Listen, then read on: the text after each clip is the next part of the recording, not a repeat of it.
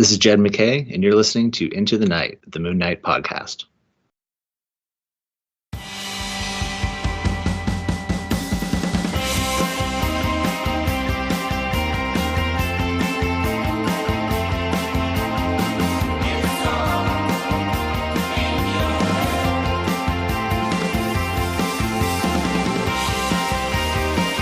Yes, welcome back, loony listeners. You are listening to Into the Night, the Moon Knight podcast. You are with your High Priest of Khonshu, Rey. Salutations, hello everybody. And tonight it is a waxing gibbous up in the sky, so if you have a look, you can see that the moon is definitely waxing gibbously. And that means our segment is an other side of the moon. And joining me for this adventure, to cap off the second half of it, a little bit more about that later, is Justin the Owl Osgood. Justin, welcome back. Thank you, Ray, and thank you always, loonies, for listening. Yes, Justin, this will be a very interesting little adventure that we'll go through. Before that, of course, yes, a big thank you to our gracious patroonies, so those listed as co-producers and executive producers on each of our episodes, like yourself, Justin. Just many, many thanks for contributing, and you know, in this instance, Justin, you get to you help us out with the discussions of the comics. We get to do some bonus episodes, which is cool as well. So a big thank you to Daniel, Drew, Justin, Derek, Kyle, Wayne, Jordan, Josh, James, Anthony, and Michael. Also, our top-tier patroonies who are also our sponsors, Drew Toombs. So Drew Toombs is a musician, a creator, and his dance music is produced by himself and can be heard on Toombs on SoundCloud. Similarly, Lurk Music on Bandcamp is Drew Toombs' horror and sci-fi inspired soundscapes. Also as well, Daniel Doing, no stranger to this show, his Fringe Night, an original indie comic based on Erie, Pennsylvania's very own mysterious superhero. Go check it out. Daniel is an amazing cosplayer and a creator outright. And finally, Dreamland Comics from Illinois, the superhero superstore for all your back issue needs.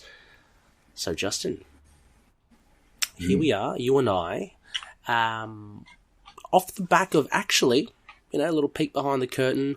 We did a little something just beforehand, Justin, for everybody. Not everybody, for some people. Yeah, a little bonus activity. A little bonus activity. Yes, Justin and I, we have recorded the other story in Marvel Fanfare 39, which is what we'll be covering tonight. And generally with Marvel Fanfare, there are two stories. One of them has Moon Knight in it, which is what we are covering here. And that story is entitled, or is not entitled, it can be, if it wants to. This second story is titled, and also the bonus episode that Justin and I have completed, and will be floating around there in Patreon land, is A Cat's Tale. And that was the main story from issue 39, featuring Hawkeye and Black Crow. A lot of fun, Justin. I feel spiritually purged after reading that issue. Yes, it must have been all of those crushed blossoms in the pipe that Black Crow was passing around at the campfire. Exactly. Highly, what was it? It's clarifying. Not confusing. Purifying, not confusing. Right, purifying, yeah. Yes. Yeah.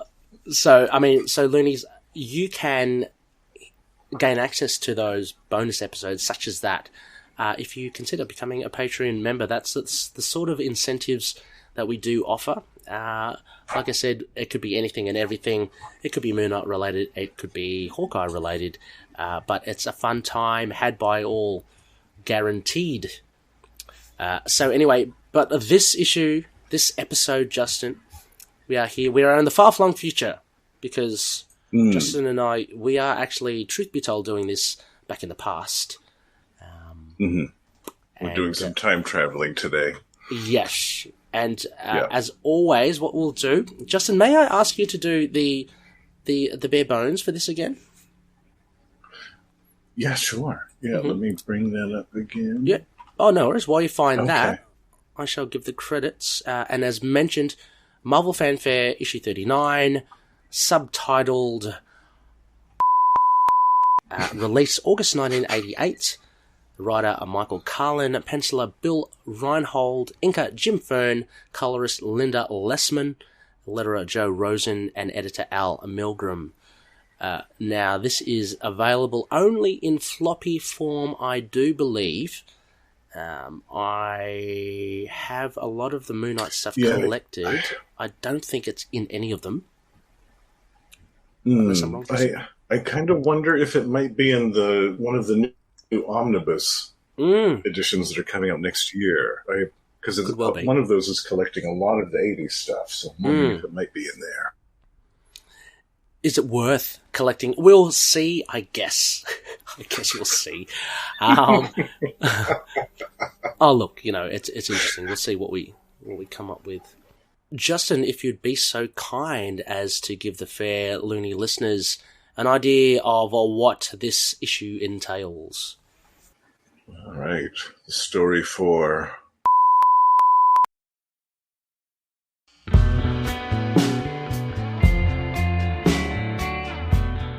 A lonely man prepares a bomb before dressing as a sheikh and catches a cab to the UN. Cab driver Jake Lockley, aka Moon Knight, notices the nervousness of the man as well as an aversion to bright and strobing lights. Amongst profanities in a city where you need to shoulder your way through, Jake drops the man off before heading to Gena's diner for a feed. The news on the TV blasts on in Gena's diner, and Jake hears of how a man in Arabic dress has taken the UN hostage with a bomb. Recalling that it was the man he had in his cab, Jake cusses before leaving a tip for Gena and rushes out. Gena picks up the wayward and measly tip and in turn cusses back at Jake's behaviour. Jake calls Frenchie and preps him for an assault on the UN, and after changing gear, Moon Knight swoops into the building past the guards and the crowd of reporters, much to their chagrin. Moon Knight meets the terrorist face to face, and instead of engaging in physical combat, proceeds to flick the lights on and off, playing to what is revealed to be the man's propensity for epileptic seizures. The man soon faints and is restrained, not before Moon Knight ensures the briefcase with the bomb doesn't house any dead man triggers. Later that same day, Jake Lockley peruses the streets for a cab fare when a man dressed in Arabic garb tries to hail down his cab. Once bitten, twice shy, Lockley hightails it out of there, leaving the wannabe passenger shouting expletives in the street.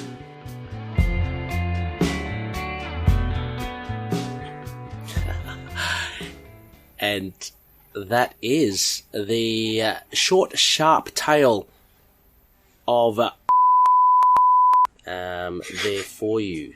So thank you, Justin. Thank you for that retelling. That, loony listeners, is pretty much a summary of what this issue is about, in case you haven't got it. What Justin and I will do for those that haven't heard before, and overall impressions before jumping into some finer points of the stories that we would like to raise. Before any of that, of course, Justin, I must ask. Ooh, that worked. Mm-hmm. Yes. Moon rating system. Which one would you like to choose? I'm going to go with Connor Shoe's rating system this time, where I picked the other one last time. Excellent. So Justin has Connor Shoe's rating system, created by a former co-host of the show, Connor Shoe, much beloved, and his legacy continues. I will pick the vanilla rating, more your stock standard phases of the moon, to kind of give you a gauge of what I thought of this issue. So Justin, overall impressions. What did you make of this this tale entitled Tissue Box? I really liked this, actually. It's I think probably the shortest Moon Knight story in existence. It's only 6 pages, and not counting the backups in the original run, which I don't think they might have been around that length, 5 or 6 pages long. But this is, I think, the shortest standalone Moon Knight story, and I think it works really good for one little short one. I love the part where he flicks the lights off and on. I thought that was so clever. It's very unorthodox for a superhero, I guess. I think I have never seen anywhere else a superhero defeat his foe by turning the lights on and off. I think it's... I was trying to think of it myself, and I'm drawing a blank. I can't. Yeah. I wonder if Moon Knight had a series of tongue depressors in his belt, so that once the guy started having epileptic seizure, he ran over it. Well, you'd have to be prepared. I mean, as evil as the man may be, you still would not want him to die and choke on himself for sure. That's true. Yeah. That's true. This to me seemed like a lost story of the original Moon Knight run, because he was wearing the original costume here. Yep. And in the issue prior to this, he was wearing the Fist of Khonshu, all the bling. So I think this was intended maybe to be like a lost story of the early 80s. Yeah. Oh, very much. I did not notice that they were distinctly different costumes in that regard, for sure. Yeah, absolutely. I just want to make mention of the back cover, which I guess is the default cover to this story. I thought it was pretty cool. Like, you get the full costume there, drawn very well. Moon Knight's drawn very well amongst the seedy lights of New York. Broadway. all the neon lights. Yeah. Do you know what West 45th Street is, Justin? Is that a famous street? Or? I believe so. Yeah, I tried to avoid New York City. It's too crazy for me. So too many. I'm sure it's a famous. I'm sure it's I'm sure it's a famous street somewhere in there. Okay. Yeah, a famous avenue. Yeah. But that's a great image. That was done by William Reinhold, who did the artwork here. Look, overall as well, I mean, before we get into it, I think it was a pretty solid story. As you say, it does hark back to more classic Moon Knight, with the kind of the street level human villains. No one's outlandish here. There is a terrorist. If anything, it does remind me of the Mensch days of in the 80s run, Moon Knight going up against, dare I say, Nimrod Strange, the Third World Army, those sorts of terrorists. So you've got another terrorist here trying to cause, but this guy's pretty much more of a lone wolf. But I mean, six pages, you haven't got much to work with, but I think Carlin does actually a good job in making the story not seem too rushed. He packs enough in there. I wonder why the theme was just an expletive, because we get that recurring throughout the whole story. Is that just, I don't know, is it just something that's novel, or what did you put that down to? Well, I don't know, maybe just an average night in New York City. I suppose you'd hear at that point in time, in that busy intersection, you probably hear all manner of expletives all over the place. It's probably just showcasing the hustle and bustle and the dog eat dog. How busy and busy and crazy it is. 'Cause the New York City, when I was growing up in the 80s, it had such a different image compared to what it is now. I mean, it was a dark and scary place, like you would see in the Death Wish movies. Back in the 80s, fitting and scary place. Yeah, in the 70s and 80s, New York. Right. At least to me, that was somebody who was living in a more suburban area. All of the media interpretations of living in New York City made it look like this, desolate wasteland that was ruled by gangs and the mob, and the cops were all on the take, and it was just this horrible, like Gotham City. It was a horrible place to live. So, so maybe in a thematic sense, this kind of mirrored that it was just kind of, everybody's swearing at each other all the time in New York City at this point of the day, I guess. Yeah, that's fair enough. I wonder, like, there are some great shots of the city, like, actually when the terrorist walks out of his abode, which for me, like, architecturally, those facades are quite synonymous to New York, with those steps that lead up to the apartments and such. Mm-hmm. But then the next page, I was just wondering about, like, sponsorships and using, like, you can see clearly Coca-Cola, Brother, Burger King. Like, well, was that allowed back in the day? Toshiba? Like, I guess they didn't care. Like, you can see Scarface, Vertigo. Yeah. It's interesting. I wonder when and if they do reprint this, if they're going to have to scrub some of those images out. Redact them. Yeah, exactly. But I think Reinhold does a great job in embodying that character of the city. So there's a lot of detail. Like, for something like a 6-page story, like, a lot of time was spent on that kind of establishing shot of New York with all the cars. You even got a traffic cop. Then you got the lights. You get the sense of the lights as the guy goes into Jake Lockley's cab. It just seems very chaotic in New York. Mm-hmm. And I think, what time of day was this? This looked like it was sometime in the night. So yeah. I'm sure it was super busy. But, in and amongst that as well, we get Jenna's diner, which is cool. I always loved seeing the support cast.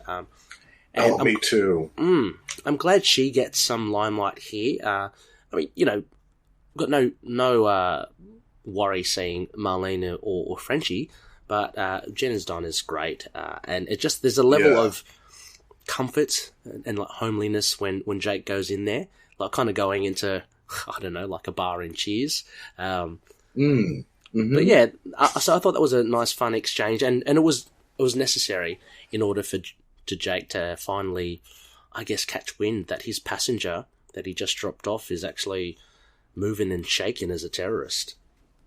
Yeah, and I love that little part where she's got the soap opera going on her TV, and it has it in the background going, oh, Joseph, oh, Teresa, Joseph, Teresa. We interrupt the days of our nights to bring you the special bulletin. And I love that. That was it. That's so funny. Cute little touch. That was, That was so good. And back in the day, like, Jenna's carrying the TV around and chucking it on the counter. The little tiny, with the rabbit ear antennas, sticking out. And I think this was actually the first time we saw the diner since the original run when she got attacked by the gang member and got her arm almost bit off. Oh, wow. Okay. Because I didn't think she appeared at all during the Fist of Khonshu run in that series. I don't remember her appearing at all during that. Okay. Yeah. I've only reread half of that again. I'd like to read the rest of it. But yeah, no, for sure. She's always been a while since she showed up. Yeah. And she does well. I mean, I've got to give Jake the dirty eye as well, leaving such a measly tip. I mean, come on. I know, yeah. She just made you a nice piping cup of coffee and a burger. A burger, yeah. Deary me. And also, like, when he asked for the burger and she asked if he wants bacon on it, and he says, nope. I said, tips were low. I felt like thinking, God, how much is bacon on a burger? Yeah, exactly. Must have been premium. That's really going to make or break you, Jake. Jeez, yikes. Gosh. Hence the low tip. Always splurge for the bacon. Always splurge for the bacon when you're in doubt. Jeez. The world a difference, surely. Absolutely. So there were nice little interactions here with established support cast members. We get a very quick intro to Jake Lockley. Obviously, again, necessary for him to have, well, maybe not necessarily, but having met up with the guy in the cab, I guess learns of his ailment through, his powers of observation. Very subtle. Jake says, man alive, is this guy acting weird? How come I always get the prize winners? Actually, I want to jump. What did you think, man, of the last scene? Justin. I thought Jake was being undeniably discriminative. Oh, absolutely. He was. And I get it, it's kind of for laughs, but it's like, oh, seriously? That's poor form, Jake. Yeah. It is poor. I mean, it's not like the guy's gonna take over the UN again. Right, yeah.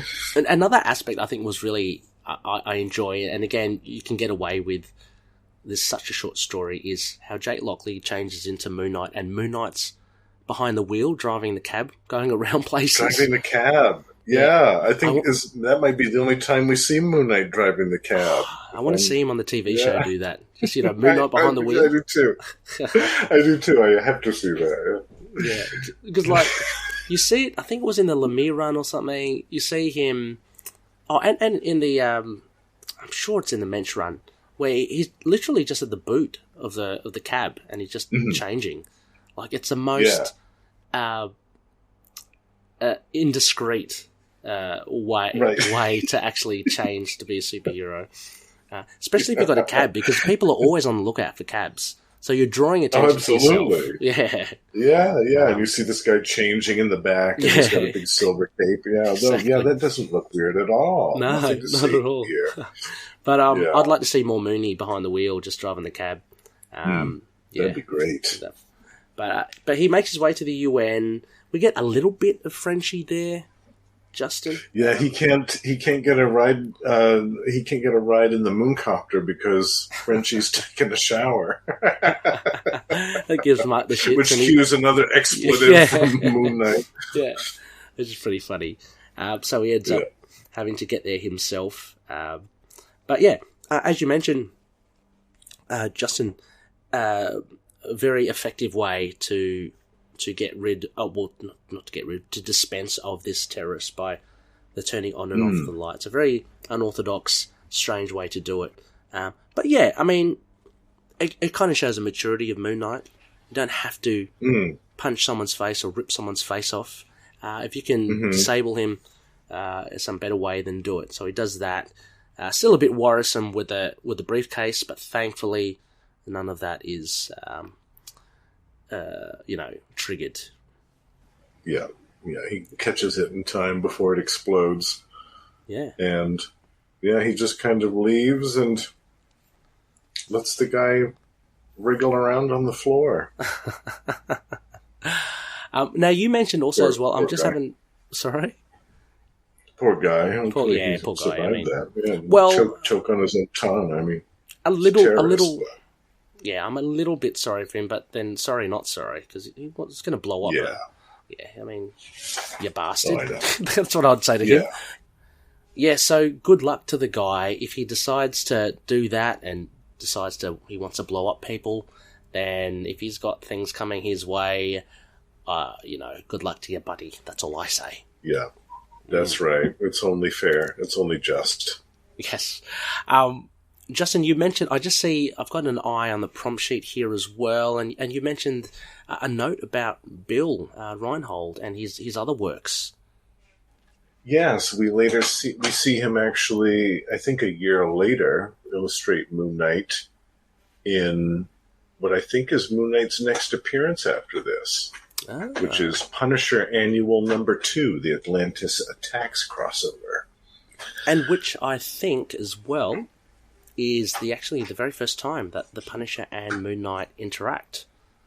I think you're right, yeah. Yeah, this precedes Mark Spector Moon Knight and all the other subsequent appearances that they do crossed hairs. But yeah. And Jim Fern, too, the inker, I have to make a brief comment about him because the comic that I love so much called Scarlet, the DC title, he was actually one of the original pencilers on that one. So I love all of his work. And when I saw his name on here, I was like, oh, nice, Jim Fern. Yeah. How are his inks compared to his pencils? Because sometimes you can kind of pick up a correlation, right? And others, they kind of look like chalk and cheese. Yeah, it was tough. It took me a minute to kind of pick out his style from on the inking aspect. I wouldn't have guessed that was him, to be honest with you, if I hadn't seen the name. It's very, very different from his pencils, at least to my eye. Yeah. Okay. I'd have to say, I mean, if you're looking at inks, the last page with Moon Knight flying over the staff of the UN, and when he catches the briefcase, awesome. Like I love that. Yeah. Like, it's just the black and white, but the inks are done really well there. Yeah, and I love the panel too where he bursts open through the door. Yes. And I demand that you set these people free, and his cape is flowing out. I love that. It's a great image. Lost opportunity of having the cape like a moon, a crescent moon, but I don't know. Still looks great. Yeah. Yeah. It almost kind of looks like Don Perlin when he's at the light switch. Just there's like a little brief glimpse of kind of that impression. At least I thought that the first time I saw it. I was like, oh, nice. No, absolutely. There's a little bit of an homage there. Yeah. Yeah, that's the only bit you see where actually it's not the face in shade. So you do get that white, which prone to. I mean, Justin, you and I have looked at Marvel Fanfare 38, and I remember the use of the artist there.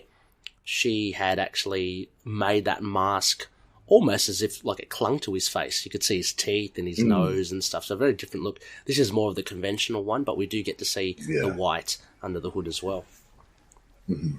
Yeah, this is more the classic look, which is why I think it reads to me like a lost tale from the first run of Moon Knight, the first series.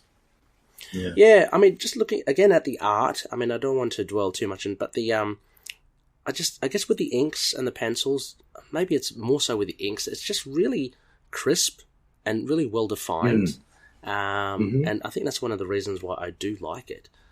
It reminds me of I know some of the artists later on in the 90s, and so this is 88, so they're approaching it kind of fast, but but just a lot of really good use of the blacks, without being too overly black. So it's not like a dark, it doesn't look dark. It's still got enough color and everything. So and the colors too are really nice. The bright, vibrant colors when they're going through the city, and just the colors always look so great on these. So we've got Linda Lessmann. Very good work there. But are there any other notes here, Justin, that we want to cover? No. I think we covered everything. Yeah. Mm-hmm. Excellent. Well, with that in mind, and with Conishue's rating system, Justin, what would you give this short? These short stories are always hard to mark because they're not. It's hard to compare them to like a 22, 23 page full story. But having said so, it is. Yeah. What would you give? What would you give this one? I'd give this one a 7.5. Okay. Yeah. I really give it high marks because it's the shortest Moon Knight story, and it works. That's a good point. It could have easily been a dud. It could have been a forgettable little dud that was like, oh yeah, I remember that stupid thing in Marvel Fanfare that went nowhere. No, it was a 6-page story that actually works, and I think that in of itself is a great accomplishment, and also for a Moon Knight story. Yeah, that's true. I mean, Moon Knight himself, compared to the Titans like Captain America, Spider-Man, he's got far less appearances. So for him to have this short, sharp one, I always think of the Benjamin Percy one in the Marvel Comics Presents, Justin, that came out recently-ish. That was another good one. Oh, okay. So there's a new run of Marvel Comics Presents? There was, yeah. It's finished up now. It was, gosh, when was it? 2019, 2018, something like that.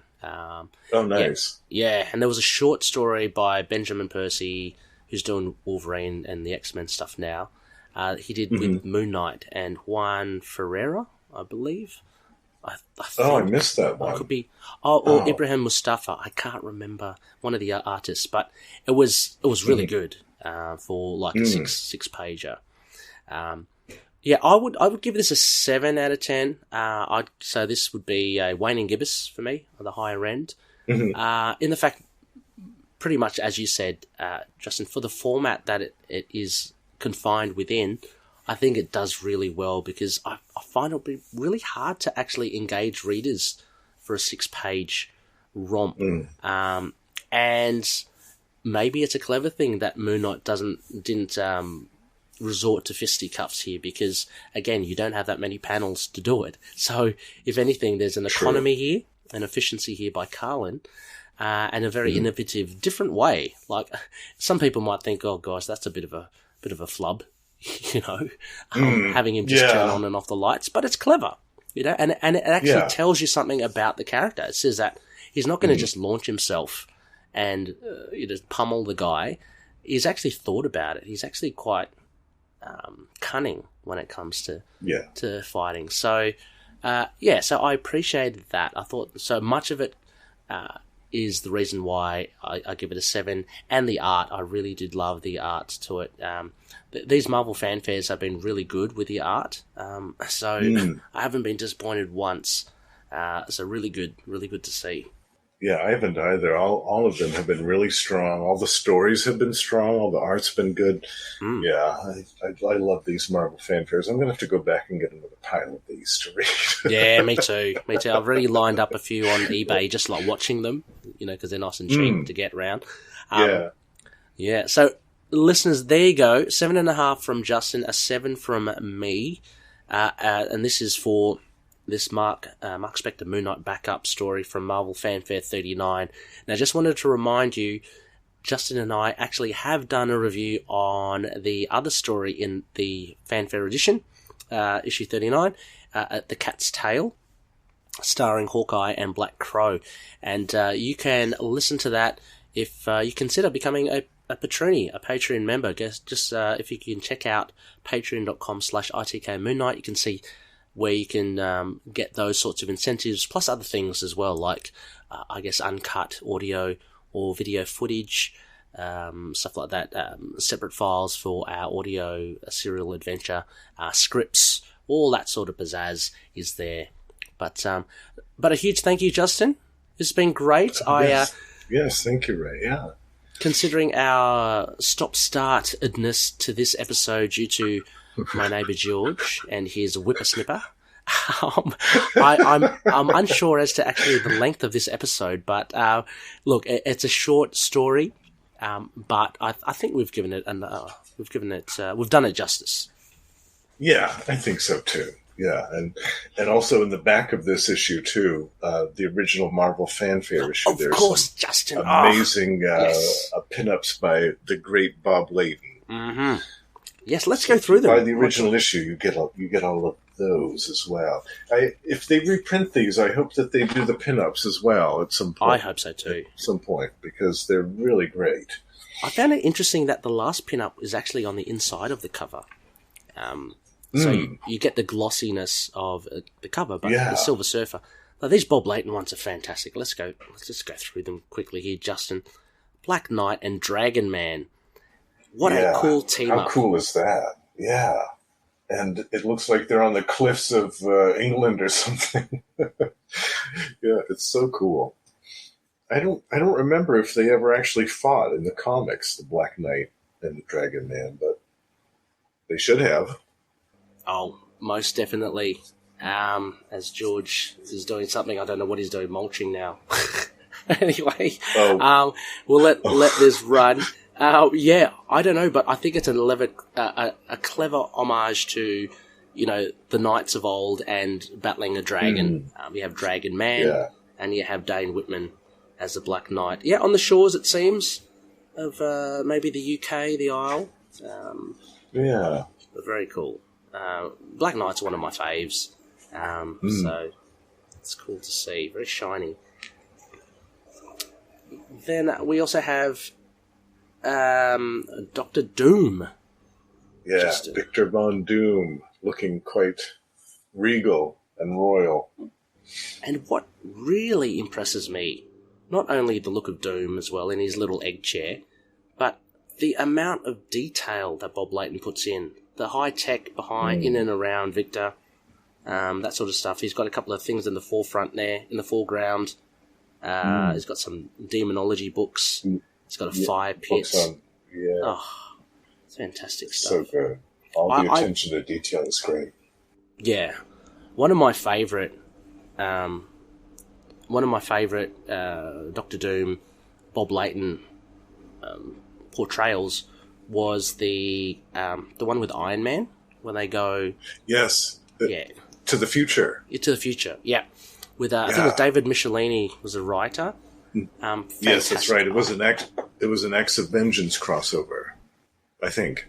Yes. And they met Merlin, who was kind of modernized. But that was awesome. I mean, the art, it could just like Bob Layton art for Iron Man. It's just amazing. Yeah, he really was the best on Iron Man and Hercules. Yes. And speaking of which, this is kind of tangentially connected to Hercules because Bob Layton did a Hercules run in outer space, and we get Galactus, one of the next pinups here, coming out of what looks like the Death Star. But it does look like the Death Star on a big ramp. Yeah. But Galactus, I love Galactus. I reckon he doesn't get his due because he's kind of used a lot as the punching bag. As some people say, jobber, in the fact that, he's always defeated because, like, oh, look how powerful I am. I beat Galactus. I'd like to see Galactus, unleash and kind of win in a certain way, without destroying Earth. But, he's a great character. Yeah, you see a lot of these big bads, like, take down Galactus and use him as a battery, or, like... Yeah. Take him down just to show how badass they are. But yeah, I would like to see him restored to prominence. I mean, he's supposed to be one of the most powerful beings in the universe. Let's see him become that again. I would like that. What I'd actually love to also see is that, how his humanoid form is only really seen by us because, our minds can only just visualize Galactus in something of our own kind of visage. I'd love to see, just him as a Skrull and, as a Kree member or as a Rigelian. Just because... the Shi'ar or something. Because, I mean, he's not just a dude, like, with a funny helmet. He's actually... That's only because apparently our minds cannot compute, the real vision of him. So... Yeah, anyway. The vastness that is Galactus, yeah. The World Eater. And we were talking before about Iron Man. This is very much a classic Iron Man suit. Very much similar to his run on Iron Man. Who knows what mark that is. Well, I think this was new at the time, actually. Yes, the suit had just debuted in the title, I think. So this came after the Silver Centurion, right? Yeah, this was right after Armor Wars. Ah, right. Yeah, brand spanking new. Yeah. When Iron Man still was like, I mean, let's admit it, Robert Downey Jr. has done many great things for Iron Man. He was a founding member of the Avengers, but I collected his title back in the day as well, but he never was like what he is today, like the prominence that he has. That is true. He wasn't anywhere close to being as popular when I was collecting the only time that I remember Iron Man being really popular and everybody talking about it was when they introduced the War Machine armor for the first time. Ah, okay. And there was that great art by, I think it was Kevin Hopgood was the penciler. But it was this whole story where Tony Stark faked his death and the War Machine armor came out. I remember people were going crazy over that. Wow. That was when Iron Man kind of, at least in my opinion, it became popular again. Or more, more popular, Oh, yeah. And then Ellis and all that, Extremis, and a couple of few really good story arcs there. It kind of got him back into the limelight. Yes, back into prominence. Yeah. Mm-hmm. And finally, we have the Silver Surfer with a look at the skyline of New York City. Again, Yeah, the Twin Towers there as well. Yeah, you see the Twin Towers there in the background. But this is reminiscent of, a lot of artists do it, like, where they get, it must be like photographic sourcing for the city. Yeah. I miss the day of Justin. I was reading some old Jack Kirby issues of Thor, I think, and where he actually uses like photography in the background, and it makes kind of like a collage of stuff. I think that was really cool. Oh, for the city, like the background for the cities, or? For that instance, it was for like outer space and stuff, the expanse of space. Oh, cool! Yeah. But I love how they do use, like, it's not all drawn, so to speak. They just use other medium in their thing. So it's pretty much like this one. I like how they use that as well, because you get the crispness of Norrin Rad on his board there. With the details of the city below. Mm-hmm. Yeah, that's a great image of the old surfer surfing his way across the city. Yeah. So, those are the pin-ups. Look, listeners, if you can grab yourself a copy of Marvel Fanfare 39, do so. Check them out. They're great. I'm going to take little snapshots from my phone again. They're great artworks that shouldn't be forgotten. Yes, I agree completely. Yeah. Well, that pretty much wraps us for this episode, Justin. Thank you once again so much and thank you for being so patient with the stop-startedness of this episode. Not a problem. Not a problem at all. Those weeds do need to be whacked after all. They do. The longer you leave them, the longer they get. So That's true. That's true. Spectacle-wise, any plugs you'd like to give for what else, other things that you cover? Tomes of Evil, we're going to be doing some monster spotlights in October. Both comic book monsters and movie monsters. So excited about that. Awesome. Yeah. Awesome. We'll keep a lookout, listeners, and as always, there'll be links in the show notes to Tomes of Evil where you can hear Russell and Justin talk about everything villainy and monstrous. Again, a reminder, if you do want to check out the exclusive bonus episode of Justin and I covering the other portion of this Marvel Fanfare, please consider becoming a Patreon member at patreon.com/ITKMoonKnight. Next phase, we are going to return to our idle chat, and it will be our ongoing special of Understanding DID. So I'll be joined by Rebecca, and we'll also be reviewing the latest and the greatest from the Jed MacKay and Alessandro Cappuccio Moon Knight run. So issue 4 should be out in time for our quick review that will drop hot after it gets after the comic gets released. Excellent. Just a big shout out again to, as I mentioned, the Patreons, the Patroonies, but also our sponsors, Daniel Doing and Fringe Knight. So if you can support Daniel's work on Patreon at patreon.com/FringeKnight27. And a couple of links here for Drew Toombs. So Toombs, you can support his account at SoundCloud, soundcloud.com/Toombs with a Z, and also on Bandcamp, Lurk Music with a CK.bandcamp.com. So you can buy the music there and support Drew on both of those sites. Finally, on Dreamland Comics, if you use the code MOON, you can get 20% off their back issues. So yeah, if you're looking for this issue 39, want to read this 6-pager on Moon Knight, it's readily available. I'm sure it's over there at Dreamland Comics too. Finally, we're part of the Collective, so a band of like-minded podcasters, just great shows out there, all differing, quite diverse. So I want to give a big shout out to more recent additions, Ghost Spider Groupies, a podcast all to do with Spider-Gwen, which is fantastic, as well as DCAU, the DC Animated Universe podcast, hosted by Alan and Rebecca. Rebecca you will recognise. And finally, Resurrections, the Thanos and Adam Warlock podcast, doing great work over there, headed by Al. Finally, you can email us. You can email us through our website. We have a website now, itkmoonnight.com. And our email is feedback@itkmoonnight.com. So just drop us what you think about this issue. Justin, as we are recording ahead of time, I might throw up a discussion post for these stories, or actually just for the Moon Knight story.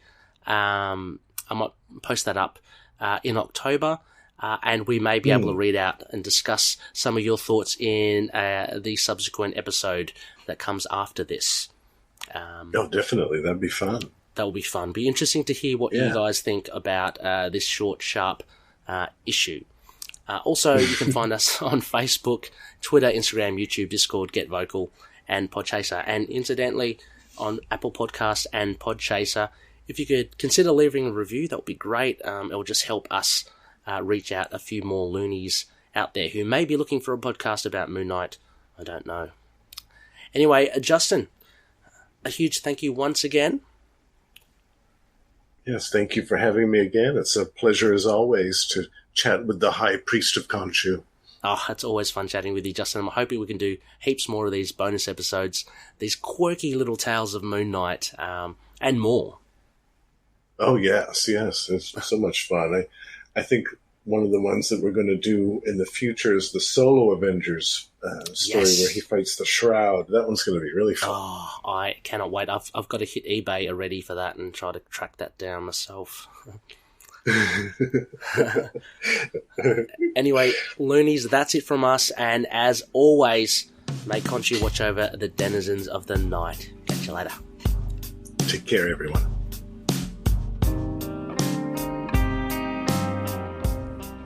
Moon Knight and affiliated characters, stories and events are properties of Marvel Characters Incorporated. Materials used and discussed within the podcast are intended for critique and review purposes only under the fair dealing concept of the current Copyright Act. The views, information or opinions expressed during the podcast are solely those of the individuals involved and do not necessarily represent those of the copyright owners.